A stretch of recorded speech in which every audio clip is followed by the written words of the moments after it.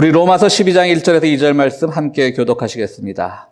형제자매 여러분, 그러므로 나는 하나님의 자비하심을 힘입어 여러분에게 권합니다. 여러분의 몸을 하나님께서 기뻐하실 거룩한 산제물로 드리십시오. 이것이 여러분이 드릴 합당한 예배입니다. 오늘 회중 거만 하셔야 되는데 오늘 그냥 우리 용호 장로님도 잘못 만드셨어요. 오늘 또 부활 기쁜 날이라 오늘 예배가 즐겁네요. 자, 회중 거만 하셔야 됩니다. 그 다음 요거 하시면 됩니다. 풍조를 본받지 말고 마음을 새롭게 함으로써 나를 받아서 하나님의 선하시고 기뻐하시고 완전하신 뜻이 무엇인지를 분별하도록 하십시오. 아멘. 제가 마태복음 28장 1절에서 10절까지 봉독하겠습니다. 안식일이 지나고 일의 첫날 동틀 무렵에 막달라 마리아와 다른 마리아가 무덤을 보러 갔다. 그런데 갑자기 큰 지진이 일어났다. 주님의 한 천사가 하늘에서 내려와 무덤에 다가와서 그 돌을 굴려내고 그 돌 위에 앉았다. 그 천사의 모습은 번개와 같았고 그의 옷은 눈과 같이 희었다. 지키던 사람들은 천사를 보고 두려워서 떨었고 죽은 사람처럼 되었다. 천사가 여자들에게 말하였다. 두려워하지 말아라. 나는 너희가 십자가에 달리신 예수를 찾는 줄 안다. 그는 여기에 계시지 않다. 그가 말씀하신 대로 그는 살아나셨다. 와서 그가 누워 계시던 것을 보아라. 그리고 빨리 가서 제자들에게 전하기를 그는 죽은 사람들 가운데서 살아나셔서 그들보다 먼저 갈릴리로 가시니 그들은 거기서 그를 뵙게 될 것이다라고 하여라. 이것이 내가 너희에게 하는 말이다. 여자들은 무서움과 큰 기쁨이 엇갈려서 급히 무덤을 떠나 이 소식을 그의 제자들에게 전하려고 달려갔다.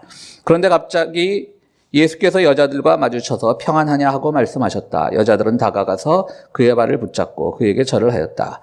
그때 예수께서 그 여자들에게 말씀하셨다. 무서워하지 말아라. 가서 나의 형제들에게 갈릴리로 가라고 전하여라. 그러면 거기에서 그들이 나를 만날 것이다. 아멘.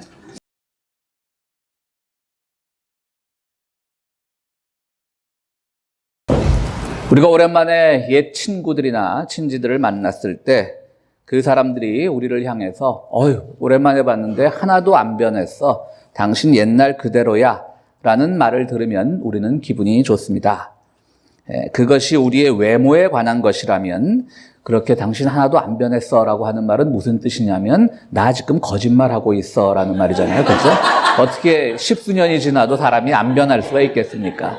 그런데 우리가 그런 말을 하는 사람을 향해서 저 사람 순 믿을 수 없는 거짓말하는 사람이네 라고는 말하지 않습니다. 그것이 설사 거짓이라 할지라도 하나도 안 변했어 라고 말할 때 우리는 그 말을 듣고 기뻐합니다. 또 당신 하나도 안 변했어 하는 말들이 우리의 품성이나 인격에 관한 것이라면 그 기쁨은 더해집니다. 물론 그것이 우리의 품성이 좋았다라는 걸 전제로 할 때겠죠. 당신 어떻게 사람 이렇게 한결같아? 변함이 없어. 라고 하면 사실 굉장히 우리를 기분 좋게 하죠. 말씀드렸듯이 이건 우리의 품성이 좋았다는 걸 전제로 하는 겁니다. 나빴다라고 하면 당신이 예전처럼 그렇게 못됐어. 변함이 없어 라고 하면 그건 욕이 되겠지만 그렇게 대놓고 말할 사람들은 많지 않고요.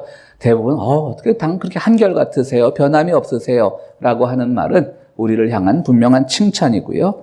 또 그 말을 들으면 우리가 기분이 좋아지는 것은 사실입니다.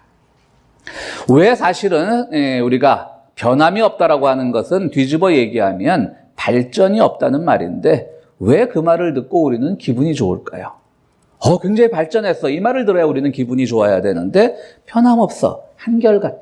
이 말을 듣고 기분이 좋다라고 하는 얘기는 바꾸어 말하면 대부분의 사람들이 예전보다 못해진다는 것이죠. 그렇기 때문에 그나마 변함없는 한결같음이라도 유지하는 것이 또 그것에 대해서 칭송을 받는 일이 기쁜 일인 겁니다. 많은 사람들은 더 못해지죠. 물론 우리 교회 나이 드신 어르신들도 많지만 우리 교회 어른들은 그렇지 않지만 많은 사람들이 나이를 먹을수록 그들의 세계관이 바뀌어서 항상 군림하려고 하고 뭔가를 가르치려고 하고 그렇게 함으로써 젊은 세대들과 이렇게 서로 갈등하는 경우가 많이 있습니다.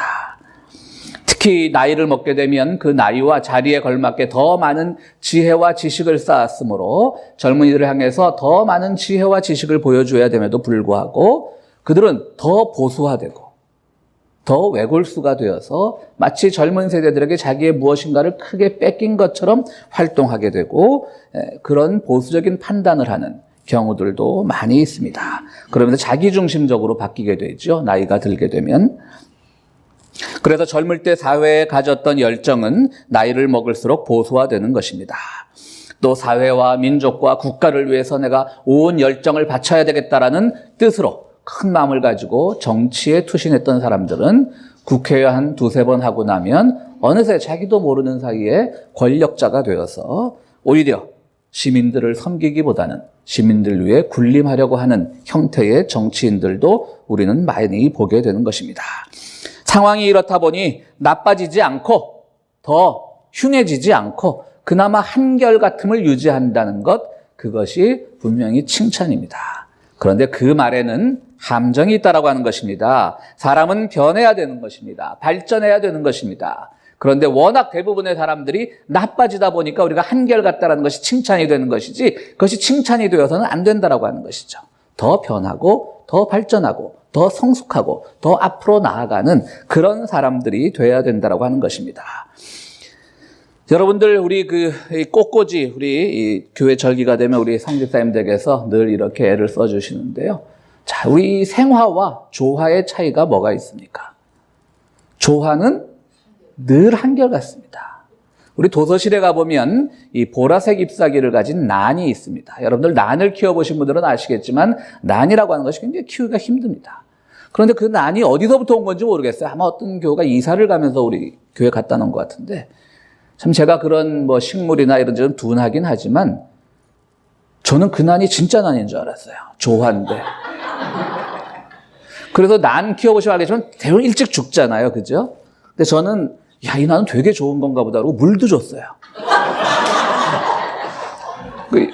우리가 꽃당번이 없을 때 제가 여기 몇 번 갖다 놓은 적도 있어요. 조화를, 가짜 꽃을. 우리 이 헌화로. 그 정도로 아주 정교하게 만들었습니다. 예전의 조화들은 멀리서 봐도 저거는 너무 조악하게 만들어서 저건 가짜 꽃이다라고 표시가 났지만 요즘 조화들은요, 잘 만들어요. 심지어 거기 향수 같은 걸 뿌려서 향내도 나게 하는 조화들이 있습니다. 그러나 죽은 꽃입니다. 나중에 여러분들 이 예배가 끝나고 도서실에 가보면 우리 교회 또 하나의 난이 있습니다. 그 난은 지난 10월 첫 주에 누군가가 우리 40주년 기념 음악회 할 때 선물로 주신 건데요. 저는 난을 우리 여기 안 계신 분이 선물로 줘서 자신 있게 말할 수 있습니다. 저는 난을 선물로 받으면 굉장히 부담이 됩니다. 이걸 또 내가 몇 개월이나 살릴 수 있을까? 근데 난이 좀 좋은 거였는지 몰라도 한 3, 4개월은 살았어요. 죽었습니다. 그냥 버리기도 그렇게 해서 화분도 아까 놔뒀습니다. 그때 우리 김인숙 장로님께서 살려내셨습니다. 그러니까 저는 이 부활주일에 난을 죽이는 사람이고, 우리 김인숙 장로님은 살리시는 분입니다. 어쨌든 그 난이 아름다운 것은, 진짜 난이 아름다운 것은 변하기 때문입니다. 죽었다 다시 살아났을 때 예전에 그 꽃잎과 다 똑같지 않을 겁니다. 분명히 딱 보면 그건 난이라고 알지만 그 꽃잎의 크기도 차이가 날 것이고 그것이 피는 방향도 차이가 납니다. 똑같은 난이지만 그것은 다르기 때문에 이쁜 것이고 다르기 때문에 생명력이 느껴지는 것이고 그렇기 때문에 한번 죽음을 거쳤기 때문에 그것이 우리들에게 더 의미 있게 다가오는 것입니다. 그렇기 때문에 조화는 조화입니다. 변함없지만 그것은 죽은 꽃이고 생화는 죽음과 삶을 반복하지만 그것이 살아있기 때문에 꽃인 것입니다. 어떤 것이든지 그대로 한결같다라고 하는 것은 칭찬이지만 동시에 그것은 우리들에게 함정이기도 합니다. 우리는 늘 변하고 발전해야 됩니다. 오늘 주님께서 부활하시던 그날 여인들이 무덤을 찾습니다. 그런데 그 무덤은 비어 있었습니다. 무덤은 죽음의 공간입니다. 죽음의 공간에는 변화가 없습니다. 늘 한결같습니다. 물론 변화가 있긴 하겠죠. 어떤 변화죠? 살이 썩고 문드러지고 더 나쁜 변화가 있지 무덤에서 더 좋은 변화가 있다라고는 생각하지 않습니다. 예전에 권력자들은 그 썩고 문드러지는 시체를 막기 위해서 미라도 만들어 봤지만 그것이 무슨 소용이 있겠습니까? 무덤은 변화가 없는 것이고 늘 한결같이 어둠의 권세가 지배하는 것입니다. 그러나 이 여인들은 그곳에서 비어있는 무덤을 발견하고 나와서 사람들에게 달려가다가 주님을 마주치고 주님께 그들은 경배하고 그리고 갈릴리로 가라고 하는 제자들에게 갈릴리에서 만나자라고 하는 그 주님의 음성을 전하게 되는 것입니다. 그런 점에서 부활은 죽음의 공간, 다시 말해서 늘 한결같은 곳으로부터 탈출하는 것입니다. 그곳은 영원히 지속되는 죽음의 상태가 아니라 죽었다가 다시 사는 변화의 공간이 바로 오늘 우리가 읽은 빈 무덤의 가르침인 것입니다. 더 이상 거기엔 죽음은 없습니다. 무덤이 주는 어둠의 권세는 없습니다. 죄악의 권세는 없습니다. 그래서 여인들은 죽음의 공간 밖으로 튀어나와서 부활의 첫 증인이 되었습니다. 그리고 그 첫 증인으로부터 예수님의 부활의 소식을 들었던 제자들은 예전의 오합지졸이 아니라 초대 교회의 용기 있는 용감한 사도가 되었습니다. 그리고 주님의 음성 갈릴리로 가라. 그들은 처음엔 시르에 빠졌죠. 다 갈릴리로 갔습니다. 그곳에서 주님을 다시 만났습니다. 주님께서 왜 갈릴리로 가라고 하셨을까요? 아마도 처음 출발할 때 그 초심을 잃지 말라고 하셨던 그 뜻이겠죠. 거기서부터 다시 시작하자고 하는 겁니다. 제자들과 갈릴리에서 만났지만 제자들은 갈릴리에 머물지 않았습니다. 결국 부활하신 주님을 만난 뒤에 그들은 다시 예루살렘으로 와서 예루살렘 교회를 재건하고 그들은 초대교회의 위대한 사도가 되었던 것입니다. 그들은 예루살렘 중심으로 담대하게 복음을 전파해 나가는 그 변화의 모습을 보였습니다. 그런 점에서 부활은 곧 변화입니다. 죽음이 삶으로 변한 것이고 폭력이 지배하는 세상에 승리를 선포함으로써 폭력이 평화로 변한 사건입니다. 그리고 죽음이라고 하는 그 좌절의 사건이 용기로 변한 것이 바로 부활입니다. 오늘을 살아가는 우리들에게 부활은 십자가에 달리신 예수님을 바라보는 것입니다. 예수님의 죽음을 한번 생각해 보십시오. 많은 사람들이 다시 온 메시아라고 환영을 했습니다. 그러나 그분은 가장 치욕적인 형벌인 십자가형에서 십자가에 매달리시고 그곳에서 죽음을 맞았습니다. 인간으로서는 가장 참혹한 죽음입니다. 거기에 어떤 더 이상의 희망과 소망이 있었겠습니까? 어떤 것도 기대할 수 없는 그 순간 바로 거기서부터 부활의 사건은 시작되었던 것입니다. 예수님은 십자가에 달리셨지만 가장 치욕적인 형벌을 당하셨지만 인간이 더 이상의 어떤 것도 기대할 수 없는 죽음의 시간을 맞았지만 거기서부터 부활은 시작되었던 것입니다. 그러므로 오늘의 현실을 살아가는 우리 모두에게 전하는 말씀은 이것입니다. 오늘 우리가 살아가는 현실은 암울합니다. 세상은 여전히 폭력이 지배하고 세상은 여전히 불의가 지배하고 세상은 여전히 거짓이 지배합니다. 그러나 오늘 우리가 살아가는 이 세상에서 누구도 우리를 십자가에 매달지 않고 누구도 우리에게 죽음을 선포하지 않습니다. 그럼에도 불구하고 우리는 더 예수님보다 좋은 조건에서 시작할 수 있음에도 불구하고 오늘 우리가 섣불리 좌절을 하거나 섭불리 희망의 끈을 놓치거나 섣불리 주님의 뜻을 실현하기로 다짐하는 그 소망을 끊어버리고 대충 살려고 그냥 편한 게 편한 거라고 하는 그런 인생관을 가지고 살아간다면 우리는 부활의 증인이 될 수 없는 것입니다. 죽음과 십자가형이라고 하는 치욕적인 순간에서 부활이 시작되었듯이 오늘 우리는 그보다는 훨씬 더 좋은 조건 속에 있는데 무엇이 두렵겠습니까? 부활은 그런 점에서 여러분들에게 새롭게 살아가라고 하는 변화의 현장에 참여하라고 하는 주님의 부르심인 것입니다. 그러므로 우리 모두는 나빠져서도 안 되지만 한결같아서도 안 되는 것이고요. 십자가의 주님을 바라보면서 늘 발전하고 성숙하는, 변화하는 그런 우리들이 되어야 되는 것입니다. 변함없다. 여러분들 교회에서 제일 조심해야 될 사람들이 뭐냐면요. 하나님에 대한 제 사랑은 변함이 없어요. 전 주님을 한결같이 사랑해요. 다행히 우리 교회는 그런 말씀하시는 분들이 안 계셔서 다행인데요. 그런 말씀 하시는 분들 제일 조심하셔야 됩니다. 우리를 향한 주님의 사랑은 변함이 없죠. 우리 찬송가에도 있죠. 변찮는 주님의 사랑과. 그건 당연히 변함이 없지만 주님을 향한 우리의 사랑은 변함이 있어야 됩니다. 물론 더 좋은 방향이고 더 성숙한 방향이어야 되겠죠. 우리가 주일학교 때 배우는 것과 주일학교 때 믿는 것과 중고등학생 때 믿는 것과 커서 믿는 것과 또 우리가 살아가는 사회의 그 다양한 속에서 우리가 고백하는 신앙은 늘 주님을 새롭게 만나보는 겁니다. 그런데 우리는 나이를 먹어서도 늘 주일학교 때 그 신앙을 가지고 있으면서 주님을 향한 내 사랑은 변함이 없어요. 그건 저는 아직 어린애입니다라고 하는 겁니다.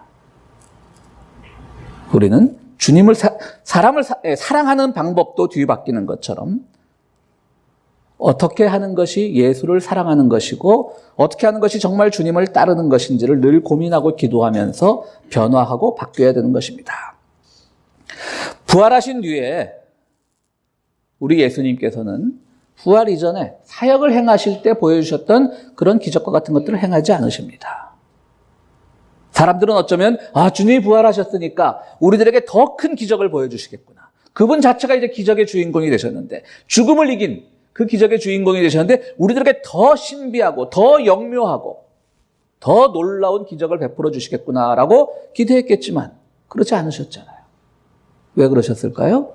이제 그 기적을 베풀어야 되고 주님이 하셨던 그 사역을 맡아서 해야 될 사람들은 바로 초대교회 사도들이었던 제자들이었고, 또 2000년 뒤에 오늘을 살아가는 우리들이 바로 주님이 보여주셨던 그 기적과 사역의 의미를 되새기고 그대로 실천해야 되는 사람이기 때문인 겁니다.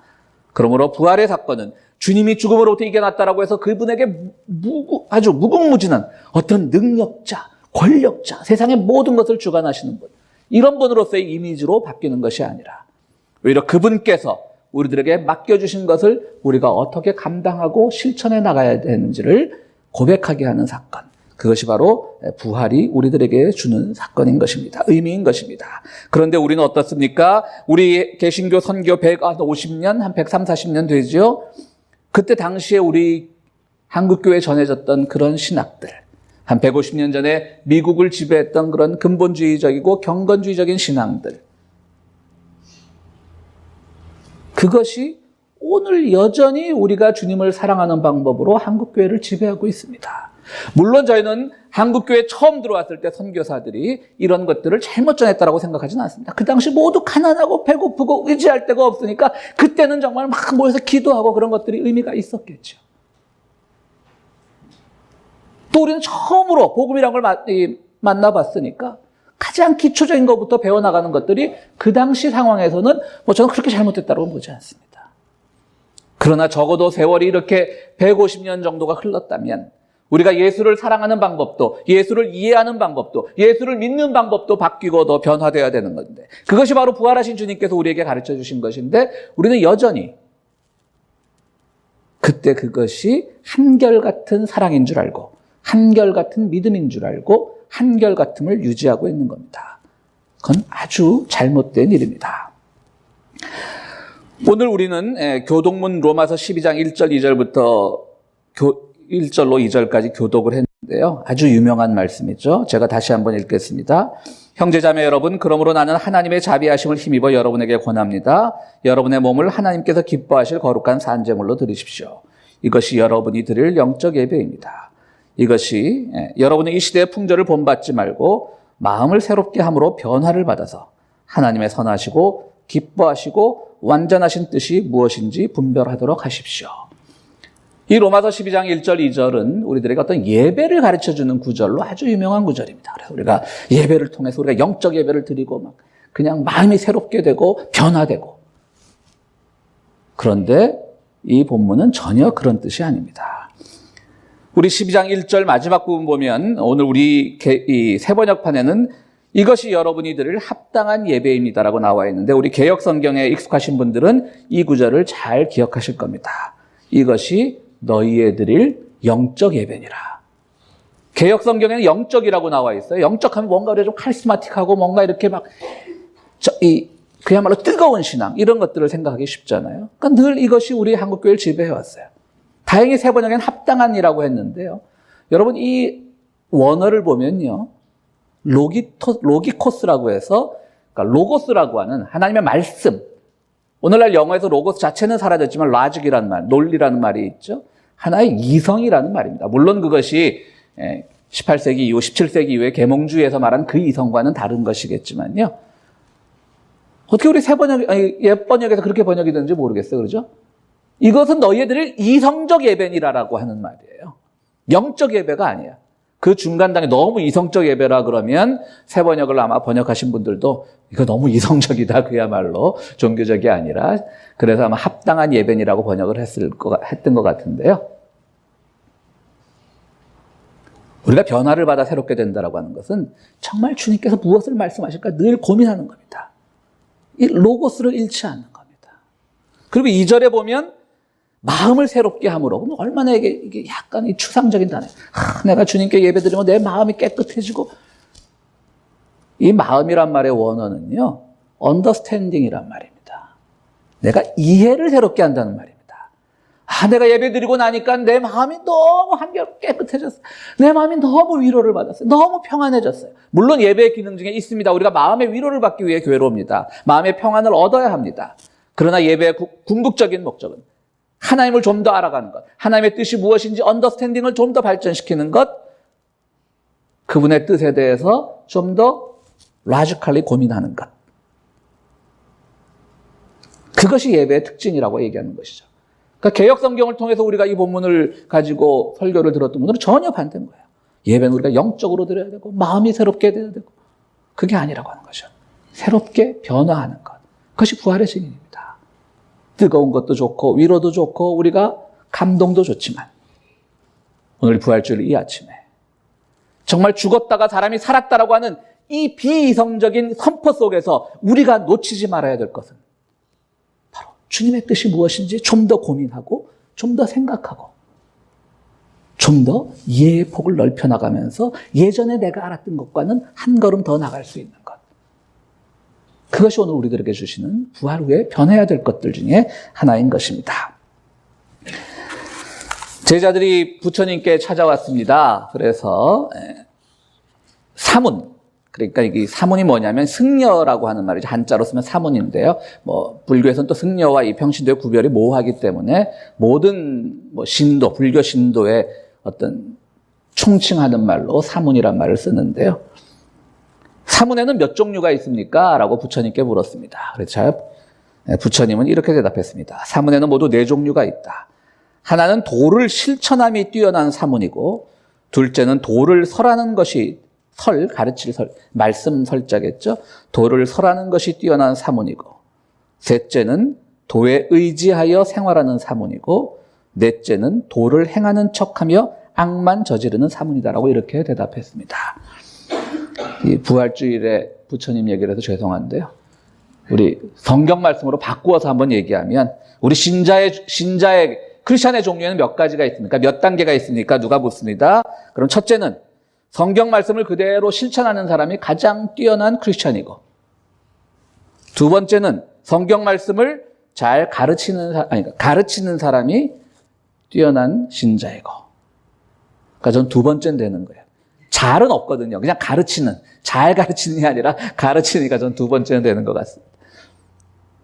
셋째는 우리가 바꿔 말하면 성경에 의지하여 생활하는 신자이고, 좋죠. 대부분의 한국교인들 성경에 의지하여 생활합니다. 셋째는 되는 것 같습니다.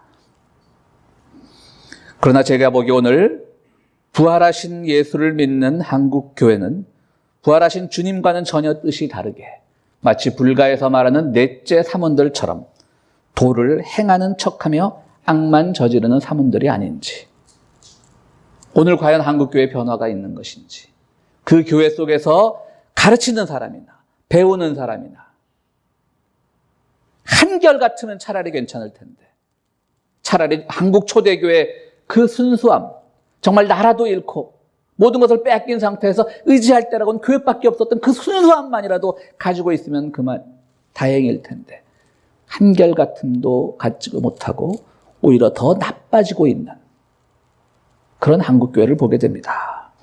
그들이야말로 도를 행하는 척하며, 즉 말씀을 행하는 척하며 악만 저지르는 사람들이 아닌지, 그들에게 어떤 부활의 변화가 있는지 참으로 암울한 현실입니다. 그럼에도 불구하고 주님께서 우리들에게 진리의 말씀을 선포하십니다. 그럼에도 불구하고 우리로 하여금 좌절하지 말라고 선포하십니다. 희망을 가지라고 선포하십니다.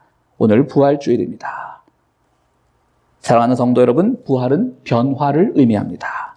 죽음에서 삶으로, 폭력에서 평화로, 좌절에서 용기로 변한 부활의 메시지가 성도 여러분들의 삶 속에서 여러분들의 삶을 변화시키기를 간절히 바랍니다. 우리 함께 기도하시겠습니다.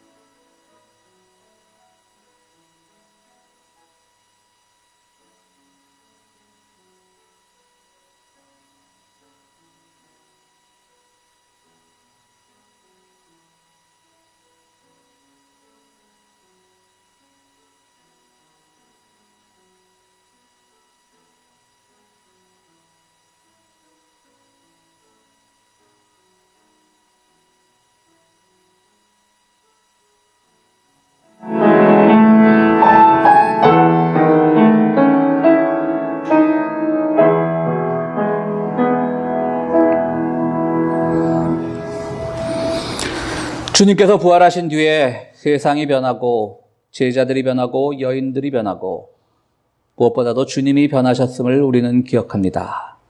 주님의 말씀을 따라 살려고 다짐하는 우리들, 이 부활주일 아침에 하나님 말씀 가운데 거하면서 세상에 변함없는 것들보다는 좀 더 주님의 뜻을 이해하고자 한 걸음 더 나가는 결단이 있는 부활주일 예배가 될 수 있도록 주여 도와주시옵소서. 그래서 우리의 삶 속에서 주님을 바라보는 우리의 눈도 변하고 주님을 향한 우리의 사랑도 변하고 그 변함이 바로 주님의 뜻에 더욱더 가까이 가는 변화가 될 수 있도록 우리들에게 지혜와 결단을 내려주시옵소서.